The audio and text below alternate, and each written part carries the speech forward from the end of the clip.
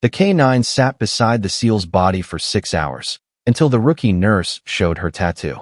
The Belgian Malinois didn't bark, didn't whine, didn't move. He just sat there in the sterile whiteness of Mercy Point Medical Center's trauma bay, muscles locked, eyes fixed on the body of the Marine lying motionless on the table in front of him. For 6 hours. 6 hours of doctors declaring death. 6 hours of nurses trying to coax him away. 6 hours of security guards bleeding from bite wounds because they thought they could force him to leave. The dog's name was Titan, and he had decided that the man on that table was not done fighting, even if every medical professional in the building disagreed. If you think loyalty ends when the heart stops beating, you're about to discover you're dead wrong. Smash that subscribe button in the next 5 seconds, because what happens next will rewrite everything you thought you knew about life, death, and the warriors who refused to give up on either. The call came in at 2:17 in the morning. Marine K9 handler, training accident at Camp Pendleton, critical head trauma, unresponsive at the scene. The ambulance screamed into Mercy Point's bay, with lights painting the pre-dawn darkness in aggressive reds and whites. Paramedics were already shaking their heads when they wheeled the gurney through the automatic doors. The Marine's face was slack, skin gray, pupils fixed and dilated. He had the look. Everyone who worked trauma knew the look. The one that said the body was still warm, but the person inside was already gone. What made this case different was the 80-pound military working dog who refused to stay in the ambulance. It took 3 Marines in full combat gear to drag Titan out of the vehicle and into the hospital. He fought every step, claws scraping tile, teeth bared, a sound coming from his throat that was less growl and more warning siren. The moment they got him inside, he planted himself beside the gurney, and that was it. He became a statue with a pulse. Dr. Nathan Reeves ran the trauma assessment with the brisk efficiency of someone who had pronounced death too many times to let emotion slow him down. 43 years old, neurologist, arrogant in the way that brilliant surgeons often are, the kind of man who believed medicine was a science with clear answers and no room for hope when the data said otherwise. He checked the Marine's pupils, tested reflexes that didn't respond, reviewed the CT, skin showing massive diffuse axonal injury. He made his determination in under 20 minutes. Brain death. Irreversible. The family would need to be called. Organ donation would need to be discussed. It was tragic, yes, but it was also over. Except Titan didn't agree.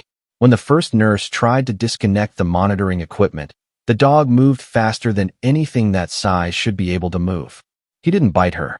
He positioned himself between her and the body, teeth showing, a sound coming from deep in his chest that made her stumble backward into a crash cart. Security was called. 2 guards arrived, batons ready, talking in the calm, authoritative voices they used for aggressive patients. They told the dog to stand down, told him to heel, used commands they had learned from watching police procedurals on television.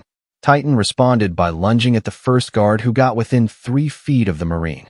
The man went down hard, forearm torn open, blood spreading across his uniform shirt while his partner fumbled for his radio. They called in a veterinarian, then a K9 trainer, then another Marine handler who supposedly had experience with aggressive military dogs. Each person had the same result. Titan would let them approach to about 5 feet. Then the warning growl. 3 feet, and he was on his feet, body coiled. 2 feet, and teeth made contact with flesh. After the 4th person left bleeding, hospital administration made the call nobody wanted to make. The dog was a liability. He was preventing medical staff from doing their jobs. He had injured multiple people. Protocol was clear. Animal control would be contacted. If the dog couldn't be safely removed, he would be sedated. If sedation failed, stronger measures would be authorized. The kind of measures that came with a body bag sized for a dog. Word spread fast through the hospital. The military dog guarding his dead handler. The beautiful tragedy of it. The inevitable sad ending. Nurses whispered about it during shift changes. Residents used it as a break room story. Everyone knew how it would end. The Marine would be moved to the morgue. The dog would be put down. That was how these things went. Reality didn't care about loyalty. 3 floors up, in the pediatric wing where the lights were softer and the sounds were different, a nurse named Emma Walsh heard the story from another nurse who had heard it from a security guard who had heard it from someone in trauma. Emma was on her usual night shift, the 11 to 7 stretch that let her avoid most of the day's staff, most of the questions, most of the scrutiny.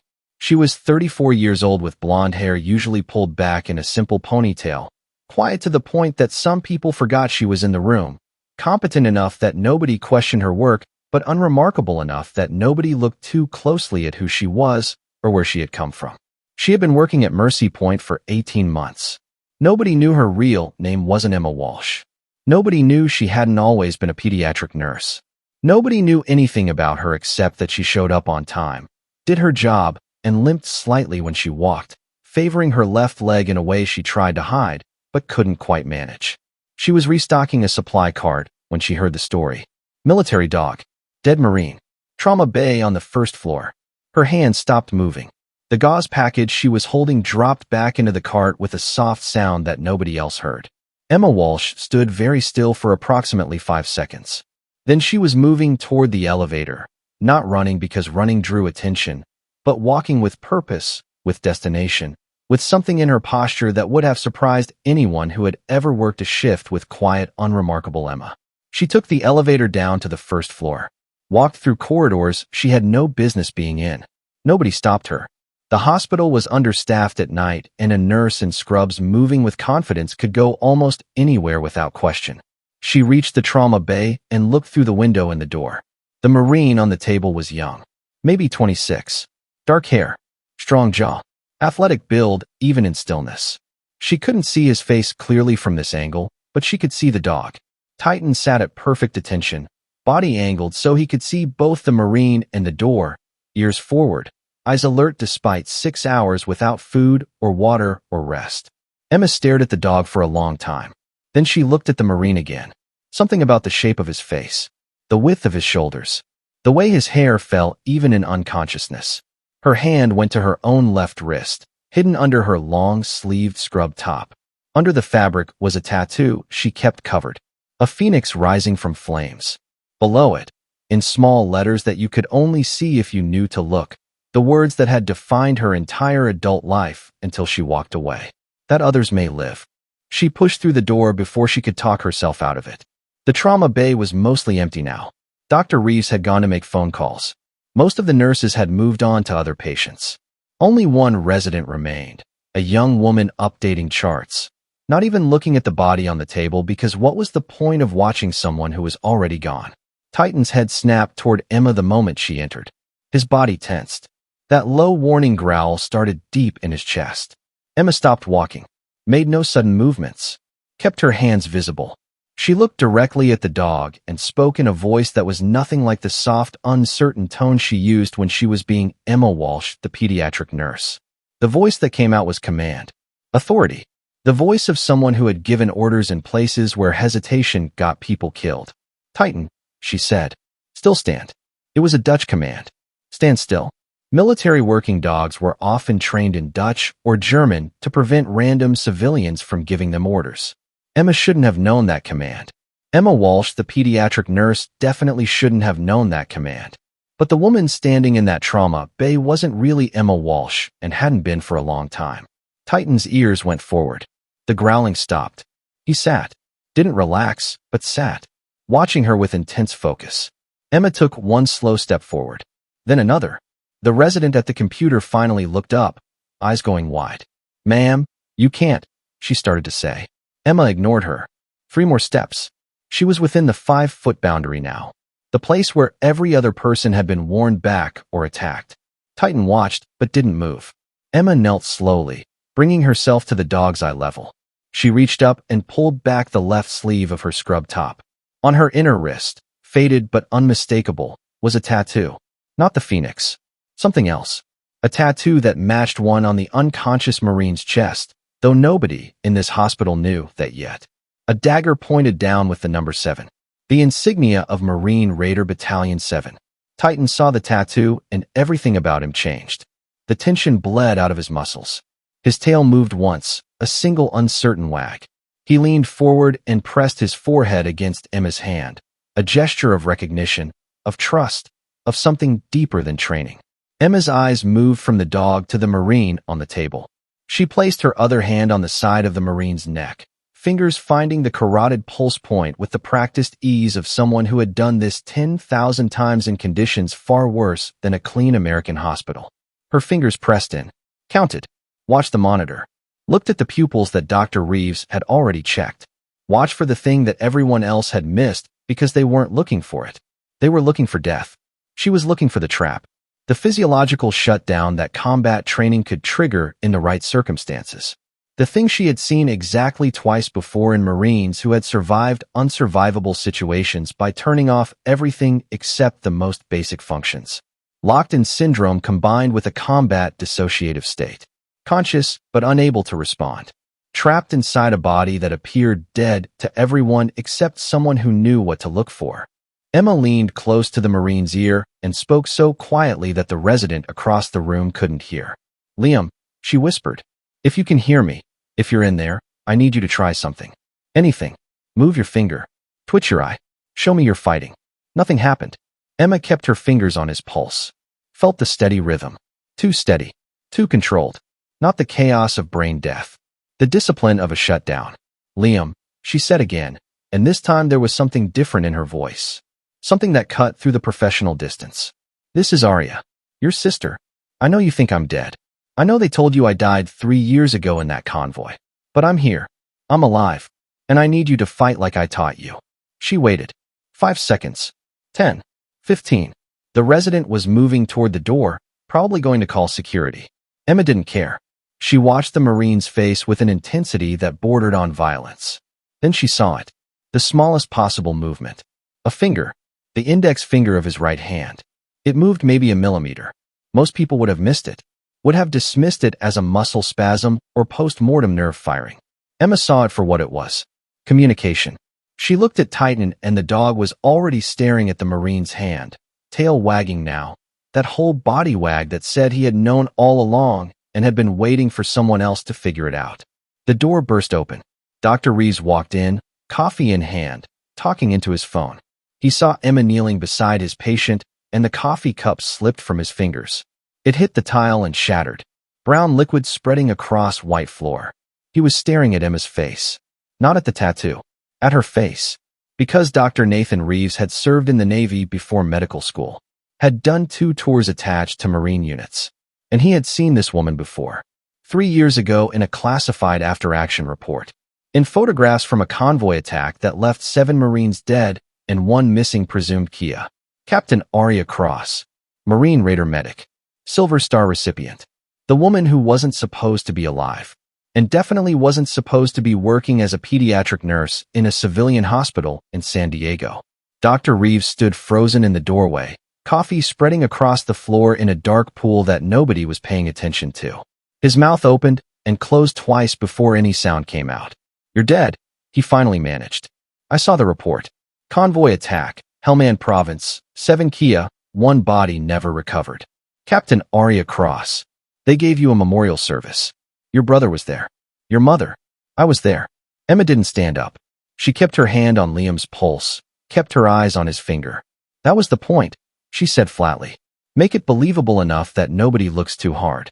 Reeves took a step forward, glass crunching under his shoes. "Why? Why fake your death? Why let your family think you were gone?" "Because 7 Marines died on my watch and I couldn't save them," Emma said. "Because every time I closed my eyes I saw their faces. Because I was done being the person who decided who lived and who died." She finally looked up at Reeves. "And because someone needed me to disappear and I was too broken to argue." Reeves glanced at the resident who was backing toward the door, phone in her hand. "Don't," he said sharply. "Don't call security. Don't call anyone. This is," he hesitated, "above your clearance level." The resident's eyes went wide, but she lowered the phone. Reeves moved closer, looking at Liam on the table. "I declared him brain dead. Ran every test. He's gone." Emma's jaw tightened. "He's not gone. He's locked in. Diffuse axonal injury combined with a trained dissociative response. I've seen it twice before in raiders who survived ambushes. The brain shuts down non-essential functions to preserve core systems. To an MRI, it looks like death. To anyone who doesn't know what they're looking for, it looks like death. But he's in there. Fighting. Waiting." Reeves stared at her. "That's not medically possible." She met his eyes with something cold and absolute. "You read about medicine in textbooks. I learned it in the back of helicopters while people were dying and the nearest hospital was 300 miles away. Don't tell me what's medically possible. The door opened again. This time it was Marines. 4 of them in dress uniforms, led by a man in his mid-40s with a chest full of ribbons and the bearing of someone who had spent his entire adult life in combat. Colonel Marcus Stone. He stopped when he saw Emma. His face went through the same progression as Reeves. Shock, disbelief, recognition, then something else. Something that looked almost like relief. Phoenix, he said quietly, using her old call sign. The one they used in operations that didn't officially exist. I thought you were in Virginia. Thought you were done with all this. I was, Emma said. Then my brother ended up on a table with a dog who wouldn't leave him and a doctor who was about to harvest his organs. Guess I'm done being done. Stone's eyes moved to Liam. How bad? She hesitated. Bad. But not dead. Not yet. Stone nodded once, turned to his Marines. Secure this wing. No one in or out without my authorization. This is now a military medical situation under my command. One of the Marines moved to the door. The resident tried to protest. Sir, this is a civilian hospital. You can't just. Stone looked at her. The man on that table is a Marine raider carrying classified information. The dog beside him is a military asset. And the woman you think is a pediatric nurse is a decorated combat veteran who saved more lives in one deployment than most doctors save in a career. So yes, I can. And I am. Now get out. The resident left. Fast. Reeves stayed. He moved to the opposite side of the table, looking at Liam with new eyes. If you're right, if he's conscious in there, we need to operate. Decompress the brain. Relieve the pressure. But I can't do that surgery. Not on this. I'll kill him. Emma stood slowly. Then I'll do it. Reeves stared. You're a medic, not a surgeon. I'm whatever he needs me to be, Emma said. And right now he needs someone who's done this exact procedure twice before in conditions a lot worse than this. Stone was already on his phone, barking orders. I need a surgical suite, a full anesthesia team, and whatever equipment Captain Cross requests. Make it happen in 20 minutes, or I start relieving people of their commands. He hung up, looked at Emma. You sure about this? She touched Liam's hand. The finger twitched again, stronger this time. He's my little brother. The one who joined the Marines because he wanted to be like his dead sister. I'm sure. Stone nodded. Then let's bring you back from the dead. 20 minutes later, Emma was scrubbing in, hands moving through the motions she had done thousands of times, muscle memory older than her fear. Titan was in the corner of the oar, against every regulation that existed, but Stone had made it clear that the dog stayed or the surgery didn't happen. Emma could see Liam through the window, already prepped, skull marked for incision. Reeves was beside her, scrubbing too. I'm assisting, he said. Not because I think you need me. Because if this goes wrong, I want to understand why. If this goes right, Emma said, you're going to have questions I can't answer. He looked at her reflection in the mirror. Try me. She paused, water running over her hands. 3 years ago my team got hit in an ambush. 7 dead. I was the only one who made it out. Command decided I knew too much, was too unstable, too broken. They offered me a deal. Disappear completely, new identity, new life. In exchange, they wouldn't ask questions about what happened that day. What really happened? Emma was silent for a long moment. We were betrayed. Someone gave our route to the enemy. Someone wanted us dead. All of us. I survived because I was the medic, riding in a different vehicle. The 7 who died, they were my responsibility. My team. My family. Reeves finished scrubbing. So you became a pediatric nurse? She dried her hands, pulled on surgical gloves. I became someone who takes care of people who can't fight back. Kids. Sick kids. Dying kids. I thought if I saved enough of them, maybe I could balance the scales. Maybe I could sleep without seeing their faces. Did it work? She looked at him. What do you think? They entered the oar. Emma moved to the table with a confidence that transformed her completely. The timid pediatric nurse was gone. In her place was someone else. Someone harder. Stone was there, observing from behind glass. A surgical nurse handed Emma the scalpel. She looked at Liam's face one more time. When we were kids, she said to no one in particular, I promised him I'd always protect him. Then I died and he joined the Marines to honor me. Spent 3 years becoming a raider because he wanted to be like his dead sister. She positioned the scalpel. Guess I owe him the truth. She made the first incision with the precision of someone who had done this in the dark, in sandstorms, in the back of moving vehicles while people shot at her. The surgical team watched in silence as she worked. No hesitation. No wasted movement. Every cut, every adjustment, every decision made with absolute certainty. 90 minutes in, she found it. The hematoma pressing on the brainstem. The exact location that would cause locked-in syndrome. The exact injury that would make someone appear dead while they were actually conscious and aware. She decompressed it carefully, relieving the pressure millimeter by millimeter. Watching the monitors. Watching Liam's vitals. Titan's head came up suddenly, ears forward. The heart monitor rhythm changed. Liam's hand moved. Not a twitch. A deliberate movement. His fingers curled. Then extended. Emma didn't react except to keep working. 5 more minutes. Then she stepped back. Close him up, she told the surgical nurse. Standard post-op protocol. Watch for swelling. She pulled off her gloves and walked out of the OR without waiting for a response. Stone met her in the hallway. Did it work? She leaned against the wall, exhaustion hitting her all at once. Ask me in 6 hours. If he wakes up, I'm a genius. If he doesn't, I just did surgery without a license, and you're going to have to court-martial a dead woman. Stone almost smiled. You always did have a way with words, Phoenix. 3 hours later, Liam opened his eyes. Emma was sitting beside him, Titan's head in her lap. For a long moment, Liam just stared at her, confusion and recognition fighting for control on his face. Arya? His voice was barely a whisper. You're dead. I saw the coffin. I gave a speech at your memorial. She took his hand. I'm sorry. I'm so sorry, Liam. I let you believe that because I thought it was easier. Thought it would keep you safe. Thought you'd have a normal life if I wasn't in it.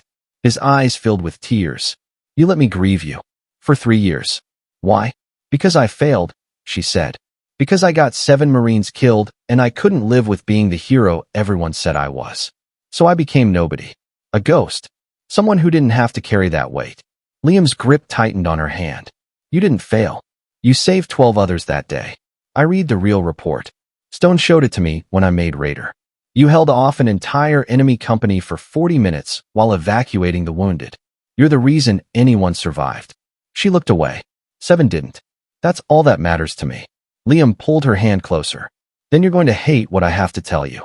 Emma looked at him. What? The training accident that put me here wasn't an accident. Someone cut my brake lines. Someone tried to kill me. Stone appeared in the doorway, face grim. He's right. We found evidence. This was attempted murder. Military police are investigating. Emma stood slowly. Why? Why would anyone want Liam dead? Stone hesitated, then pulled out a folder. Because 2 weeks ago, your brother uncovered evidence of a black market operation. Someone's been selling classified intel. Troop movements, safe house locations, undercover operative identities. Information that's gotten people killed. Liam found proof. Was about to report it. Then suddenly his vehicle malfunctions during routine training. Emma's face went cold. Who?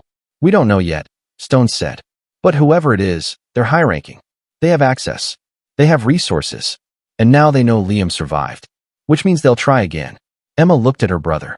At Titan. At the life she'd built as Emma Walsh crumbling around her.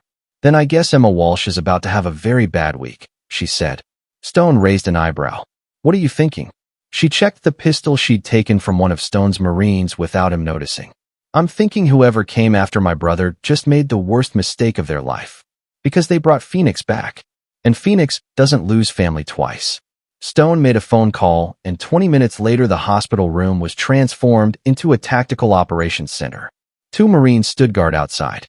A laptop displayed security feeds. Major Sarah Chun from military intelligence sat across from Emma, files spread between them. Your brother found this, Chun said, sliding a flash drive across the table. Encrypted communications. Bank transfers. Names of operatives who were supposed to be protected. Whoever's selling this information has gotten at least 4 people killed that we know of. Probably more. Emma plugged the drive into the laptop, scrolled through files with the practiced speed of someone who had done intelligence work before. These aren't low-level leaks. This is someone with access to everything. GSOC operations. CIA assets. Classified satellite data. Chin nodded. We've narrowed it down to 12 possible suspects. All officers. All with the right clearance. All with financial problems or personal vulnerabilities that could make them targets for recruitment. Show me the list, Emma said. Chin hesitated. Captain Cross, With respect, you're not active duty anymore. You don't have clearance for this. Emma didn't look up from the laptop. Then arrest me. But while you're doing that, whoever tried to kill my brother is planning their next move. Your choice, Major. Chen slid over a second file. Emma scanned the names. Stopped on one. Her jaw tightened. Lieutenant Wade Tucker. Chen leaned forward. You know him? Emma's voice was flat. He was my supply officer in Helmand. 3 years ago, the week before my team got hit. Stone had been standing by the window. He turned sharply. You think Tucker was the leak that got your team killed? I think Tucker requested to transfer to a different unit 2 days before our convoy got ambushed, Emma said. I think he wasn't in the vehicles that day, even though he was supposed to be. I think he's been dirty for a long time, and we missed it. Chen was already typing on her phone. Where is Tucker now? Stone checked his own device. Camp Pendleton. Logistics office. Jesus Christ, he's been on base this whole time. Emma stood up. Then that's where I'm going. You can't just walk onto a military base, Chen said. You're legally dead. You have no credentials, no authorization. Emma looked at Stone. Can I? Stone considered for exactly 3 seconds. Then pulled out his phone and made a call. This is Colonel Stone. I need a temporary credential issued under Priority Alpha clearance. Name is Captain Arya Cross. Yes, I know what that name flags in the system. Override it. Authorization code is November 7 Charlie. He hung up. You've got 48 hours before someone higher up than me starts asking questions. Make them count. 30 minutes later, Emma walked through the gates of Camp Pendleton with Stone beside her and Titan at her heels. Marines saluted Stone as they passed. A few stared at Emma, trying to place her face, wondering why she looked familiar. No one stopped them. They reached the logistics building, a plain concrete structure that looked like every other admin building on every other base. Tucker's office was on the 2nd floor. Stone's hand moved toward his sidearm as they approached. Emma touched his arm. Let me. Stone frowned. He's potentially armed and definitely dangerous. Exactly, Emma said. So let me talk to him first. If I'm wrong, we just scared a logistics officer. If I'm right and you go in first, he'll know we're onto him. Stone stepped aside. Emma knocked on the door. A voice called out, Enter. She walked in alone. Lieutenant Wade Tucker was 40 years old, fit but going soft around the middle, thinning hair, reading glasses perched on his nose. He looked up from his computer, and his face went through the same cycle everyone's did. Recognition, confusion, then fear. You're dead, he said. He didn't sound surprised. He sounded annoyed. Emma closed the door behind her. Funny thing about being dead. Makes it really easy to move around without anyone paying attention. Tucker's hand drifted toward his desk drawer. Emma was already moving. She grabbed his wrist, twisted it behind his back, slammed his face into the desk hard enough to crack his glasses. Her other hand found the pistol in the drawer before he could reach it. Don't, she said quietly. Don't make this harder than it needs to be. Tucker struggled. Emma applied pressure to his wrist until he gasped. You tried to kill my brother. Tucker's voice was muffled against the desk. I don't know what you're talking about. Wrong answer, Emma said. She pulled him upright, shoved him into his chair. His nose was bleeding. Brake lines. Liam's vehicle. 2 weeks ago. Try again. Tucker wiped blood from his face. Even if I did, you can't prove anything. You're not even supposed to be alive. Emma pulled out her phone, showed him the files from the flash drive. Bank transfers. Encrypted messages. Meeting locations. Every piece of evidence Liam had collected. We have all of it. Every transaction. Every name. Every operative you sold out. Tucker's face went pale. Where did you get that? From my brother. Right before someone tried to murder him. Tucker's eyes darted toward the door. Stone walked in, followed by Chun and 2 military police officers. Lieutenant Wade Tucker, Chun said, you're under arrest for treason, conspiracy to commit murder, and about 6 other charges we're still compiling. Tucker lunged from his chair, going for Emma. Bad decision.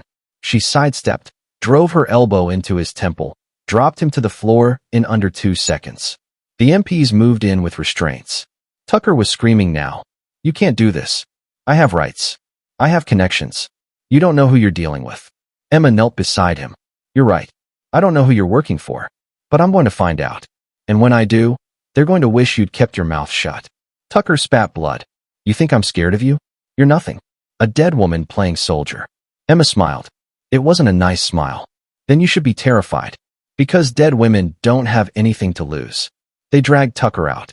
Stone looked at Emma. That was reckless. That was necessary, Emma corrected. And it worked. We have him. Stone shook his head. We have a mid-level officer. He's not the top of this operation. Someone bigger is pulling strings. Someone with real power. Emma walked to Tucker's computer, started searching files. Then we find them. Chin joined her. This could take weeks. We need forensic analysts, proper warrants. Emma kept typing. Or we could skip all that and just ask him. She pulled up an email. Recent. Sent to an encrypted address. The subject line was simple, problem solved. The body of the email was blank, but there was an attachment. Emma opened it. It was a photo of Liam's crashed vehicle. So he reports to someone, Stone said. Someone who wanted confirmation. Emma traced the email's metadata. It bounced through 6 proxies, but the original location was, she stopped. Her face went hard. What? Chin asked. It came from this base. From the command building. From an office 3 floors above us. Stone pulled out his phone. Whose office? Emma was already heading for the door. Titan following. Stone and Chin rushed after her. She was moving fast now, not running but close. They climbed stairs, past Marines who stepped aside instinctively when they saw the look on her face. She reached the 3rd floor. Walked to a door with a nameplate that made Stone curse under his breath. General Richard Vaughn. Base commander. No, Stone said. Not Vaughn. He's been here 15 years. Decorated. Respected. Emma tried the door. Locked. She kicked it open. The office was empty. Desk cleared. Computer gone. Window open. Stone moved to the window, looked down. Vaughn's vehicle was gone from his parking space. He ran, Chin said. The moment Tucker got arrested, someone warned him and he ran. Emma was searching the desk, pulling out drawers. Found one locked. Smashed it open with a paperweight. Inside was a burned phone and a single piece of paper. She unfolded it. It was a list of names. Her team. The 7 Marines who died 3 years ago. Each name had a check mark beside it. All except hers. Hers had a question mark. Stone read over her shoulder. He knew. He knew you survived. He's been looking for you for 3 years. That's why he came after Liam, Emma said quietly. Liam joined the Raiders using my recommendation letters. Using my name as inspiration. Vaughn saw the connection. Figured if he took out Liam, I'd surface. And I did. She looked at Stone. This whole thing was a trap. To draw me out. To finish what he started. Chin was on her phone. We've got APBs out. Every law enforcement agency in California is looking for him. He won't get far. Emma folded the paper, put it in her pocket. He's not running far. He's going somewhere he can finish this. Stone understood immediately. The hospital. Liam. Your mother. He's going after your family. Emma was already moving. Titan beside her, matching her pace. They ran. Downstairs, through corridors, out to Stone's vehicle. He drove with lights and sirens, breaking every traffic law between the base and the hospital. Emma sat in the passenger seat, checking the pistol Stone had given her. Loading. Chambering around. Her hands were steady. I should have stayed dead, she said. 7 Marines died because of me. Now Liam almost died. Mom's in danger. Everyone I touch gets hurt. Stone glanced at her. 7 Marines died because someone betrayed them. That's not on you. Liam almost died because he was doing his job. That's not on you. And your mother would rather die than keep believing you're gone. So stop carrying guilt that isn't yours and start carrying this. He handed her a spare magazine. Because we're about to walk into a fight and I need Phoenix, not Emma. I need the Marine who held off a company for 40 minutes. The one who saved 12 lives while wounded. The one who doesn't quit. You ready? Emma slid the magazine into her pocket. Yeah, I'm ready. They reached the hospital. Stone's phone rang. It was security. General Vaughn had entered through the emergency entrance 5 minutes ago. He'd shown his military credentials, said he was checking on a wounded Marine. They'd let him through. He was on the 4th floor, where Liam was. Emma was out of the vehicle before it fully stopped. Running now. Titan ahead of her, clearing path. She hit the stairs, taking them 3 at a time despite her old leg injury screaming. 4th floor. Down the hallway. Marines standing guard outside Liam's room were on the floor. Not dead. Unconscious. Drugged or knocked out. The door was open. Emma entered fast, weapon up. Found her mother, Maria, pressed against the wall. General Vaughn behind her, pistol to her head. Liam in the bed, conscious but unable to move, IVs keeping him sedated. Vaughn looked at Emma. Captain Cross. Finally. I was beginning to think you'd let your family die rather than face me. Emma kept her weapon trained on him. Let her go. This is between us. Vaughn smiled. No. This is about fixing a mistake I made 3 years ago. I should have confirmed your death. Should have made sure. But I trusted the report. Trusted that you burned with the others. Why? Emma asked. Why betray your own Marines? Money, Vaughn said simply. A lot of money. More than you'd make in 10 lifetimes of service. I sold information. Sometimes that information got people killed. That's the cost of doing business. Your team found out. Started asking questions. So I arranged an accident. But you survived. And I've been waiting for you to surface ever since. Emma's finger tightened on the trigger.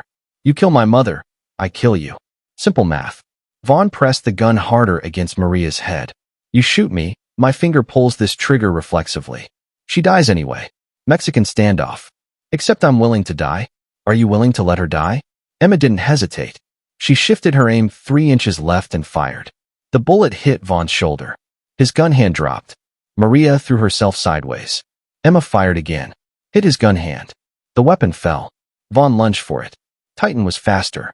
80 pounds of trained aggression hit Vaughn and drove him to the floor. Stone rushed in with MPs. They pulled Titan off, restrained Vaughn. Redham writes he wasn't listening to because he was screaming about his shoulder. Emma lowered her weapon. Went to her mother. Are you okay? Maria slapped her. Hard. Across the face. 3 years. 3 years you let me believe you were dead. Then hugged her. Tight enough that Emma couldn't breathe. Don't you ever do that again. Do you hear me? Never again. Emma hugged back, finally letting tears fall. I promise. I'm done hiding. I'm done running. I'm home. Liam was crying too, reaching out with the hand that wasn't immobilized. Arya. Emma took his hand. I'm here, little brother. I'm not leaving again. They stayed like that while MPs processed the scene, while Stone made calls, while the hospital returned to something resembling normal. A family, broken and rebuilt, dead and resurrected, together again despite everything. Because some bonds don't break, even when death tries to sever them, even when betrayal tries to burn them. Some bonds are forged in fire, and fire only makes them stronger. 2 weeks later, Emma Walsh ceased to exist. The hospital quietly removed her from the employee database. Her apartment lease was terminated. Her bank account closed. The identity she'd hidden behind for 3 years was dismantled in 48 hours by people who were very good at making things disappear. But Captain Arya Cross came back. Not the same woman who died 3 years ago, but something new. Something that had been broken and rebuilt. Stone stood with her outside the JAG office at Camp Pendleton, where she'd just signed papers restoring her rank, her credentials, her official existence. You don't have to do this, he said. You earned the right to walk away. Vaughn's in custody. The network's being dismantled. You could retire for real this time. Go back to being a civilian. Arya looked at him. I tried civilian. Tried hiding. Tried pretending I was someone else. Didn't work. I'm a Marine. That doesn't turn off just because I'm tired of it. So what now? Stone asked. She pulled out orders she'd received that morning. They're sending me to Quantico. Training position. Teaching combat medicine to Raider candidates. Desk job mostly. Some field exercises. No deployments unless I request them. Stone smiled. That's actually perfect for you. Teaching the next generation. Making sure they know what you know. Making sure fewer of them die because their medic wasn't prepared. She nodded. Yeah, that's the idea. And Liam? He's being discharged medically in 6 months. After he finishes physical therapy. Then he's planning to join me at Quantico. Apparently there's an opening for a K-9 instructor. Stone laughed. You two are going to drive those kids insane. A limping medic and a Marine who survived death. They'll think you're invincible. We're not, Arya said quietly. We're just stubborn. There's a difference. She drove to the hospital one last time. Not as Emma Walsh.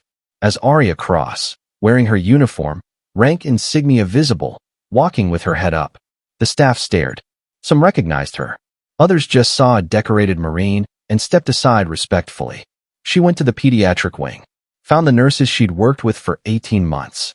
They gathered around, confused, excited, full of questions. Emma? One of them asked. Or is it Arya? It's Arya, she said. She paused. Emma was who I needed to be when I couldn't be myself. But you were all kind to her. To me.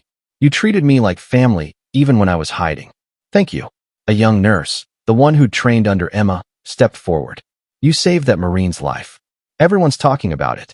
How you knew he wasn't dead when everyone else thought he was. How you operated without permission. You're a hero. Arya shook her head. I'm not a hero. I'm just someone who refuses to give up on people. There's a difference. The young nurse looked at her with something like awe. Will you teach me? How to see what others miss. How to save people everyone else thinks are lost. Arya pulled out a card. Contact information for the Quantico training program. If you're serious, apply here. Tell them Captain Cross sent you. They'll know what that means. The nurse took the card with trembling hands. I won't let you down. Good, Arya said.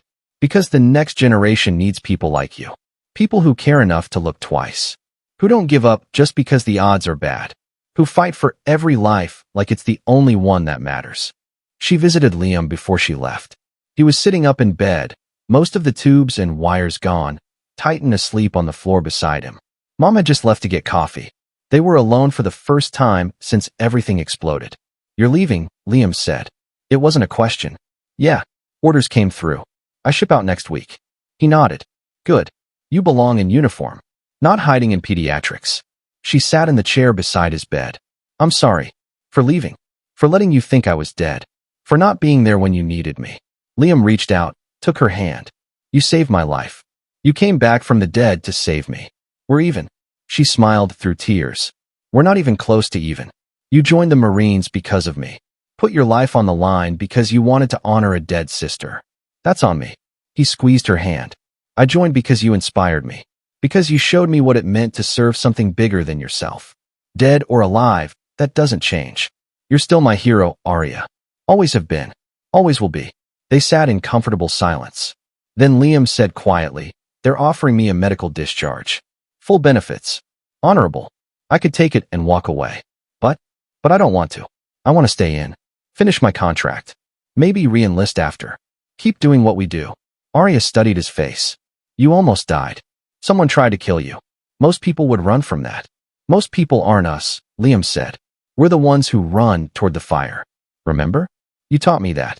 She laughed despite herself. Yeah, I did. Worst advice I ever gave.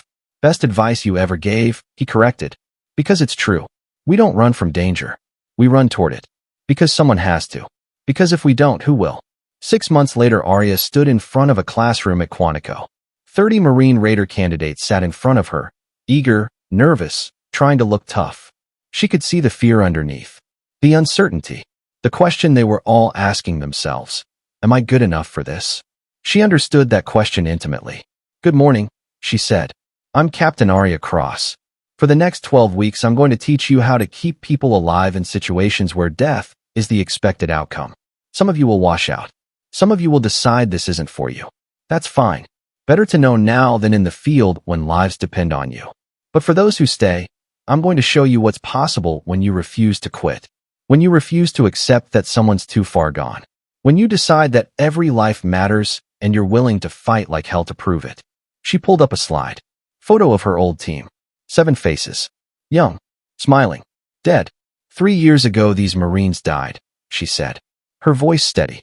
I was their medic. I couldn't save them. That failure haunts me every single day.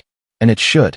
Because the day I stop caring about the ones I lost is the day I become useless to the ones I can still save. She changed slides. Another photo. Liam in his hospital bed. Conscious. Alive. 2 weeks ago doctors declared this Marine brain dead. They were wrong. He was locked in. Trapped. Everyone had given up on him except one person who refused to believe he was gone. That person saved his life. She paused. That person was me. And I'm going to teach you how to be that person for your team. The candidates leaned forward. She had their attention.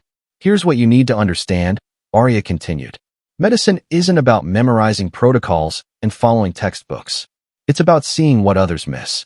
It's about trusting your instincts when the data says you're wrong. It's about fighting for people who can't fight for themselves. It's about refusing to give up even when everyone around you has already written the obituary. She walked between the rows of students. Some of you think I'm a hero. I'm not. I'm someone who failed catastrophically and had to learn to live with it. Someone who ran away from that failure and hid for 3 years. Someone who only came back because family was in danger. That doesn't make me special. It makes me human. And being human means you're going to fail. You're going to lose people. You're going to make mistakes that cost lives. The question isn't whether you'll fail. It's what you do after. Do you quit? Do you hide? Or do you learn from it and fight harder next time? A hand went up. Young corporal, maybe 23. How do you deal with it? The ones you lose? How do you keep going? Arya met his eyes. Honestly, some days I don't. Some days I wake up and see their faces and wonder why I survived when they didn't. But then I remember that giving up dishonors their sacrifice. They died doing their jobs. The least I can do is keep doing mine. Keep saving the ones I can save. Keep teaching people like you, so maybe you'll save someone I couldn't. That's how I deal with it. I turn grief into purpose. Turn failure into motivation. Turn death into a reason to fight harder for life. The classroom was silent. Then another hand. Female Lance Corporal. Ma'am, is it true you operated on your own brother without authorization? Yes. And I'd do it again. Because sometimes the right thing and the legal thing aren't the same thing. You'll face those moments in your career. Moments where you have to choose between following orders and following your conscience. I can't tell you what to choose. But I can tell you that living with the consequences of doing nothing is worse than living with the consequences of doing something. She returned to the front of the room. Over the next 12 weeks, you're going to learn combat medicine, trauma care, field surgery, emergency procedures. But more than that, you're going to learn to think like someone who refuses to lose, who sees impossible situations and finds solutions, who looks at death and says, not today. Because that's what separates average medics from exceptional ones. Average medics follow protocols. Exceptional medics write new ones when the old ones fail. She dismissed them. They filed out talking excitedly. All except one. The corporal who'd asked how she dealt with failure. He approached her desk. Ma'am, permission to speak freely? Granted. I read about you. About Helmand. About the convoy. About what really happened. He hesitated. You didn't fail them. You saved 12 others. Anyone else would have saved 0. Why don't you see that? Arya looked at him for a long moment. Because, Corporal, the 12 I saved get to go home. Get to see their families. Get to live. And that's beautiful. But the 7 who died? Their families got folded flags and condolences. Their kids grew up without fathers. Their spouses became widows. No amount of lives saved erases that. The math doesn't balance. It never balances. He nodded slowly. But you keep trying to balance it anyway. Every day, every student you teach, every life you save, you're still trying. She smiled sadly. Yeah, I guess I am. Maybe that's all any of us can do. Keep trying. Keep fighting. Keep refusing to let death win, even when it feels impossible. He saluted. Thank you, ma'am, for teaching us, for coming back, for not giving up. She returned the salute. Thank you, Corporal, for reminding me why I came back. Now go. You've got PT in 15 minutes and your instructor doesn't accept excuses. He left. Arya gathered her materials, looked at the photo of her team still on the screen. I'm still here, she whispered. Still fighting. Still refusing to let you down. I hope wherever you are, you understand why I had to survive. Why I had to come back. Someone has to teach the next generation. Someone has to make sure fewer Marines die because their medic wasn't prepared. And I'm going to make damn sure I do that job right. She closed the laptop, walked out into the sunlight. Titan was waiting outside, along with Liam, who'd just finished his K-9 training session. Ready for lunch? Liam asked. She looked at her brother. Alive. Healed. Strong. Yeah, I'm ready. They walked across base together. A family rebuilt. A warrior reborn. A woman who died and come back not as a ghost, but as something stronger. A teacher. A fighter. A Marine who understood that sometimes coming back from the dead wasn't about resurrection. It was about refusing to stay buried. About standing up one more time. About fighting one more battle. About saving one more life. Because that's what warriors do. They don't stay down. They get back up. And they keep fighting until there's no fight left. The end? No. Just the beginning of the next chapter. Because warriors like Arya Cross don't get happy endings. They get new missions. New battles. New chances to prove that death doesn't get the final word. Life does. And as long as she was breathing, she'd make sure life won every single time. If this story destroyed you in the best way, if it made you realize that the strongest people are the ones who come back from impossible odds, then hit that subscribe button right now because warriors like Arya exist in real life, and their stories deserve to be told, and you deserve to hear them. So subscribe, and let's honor the ones who refuse to quit no matter how hard the world tries to break them. Because that's what heroes really look like, not capes and powers, but scars and determination and the refusal to let death win.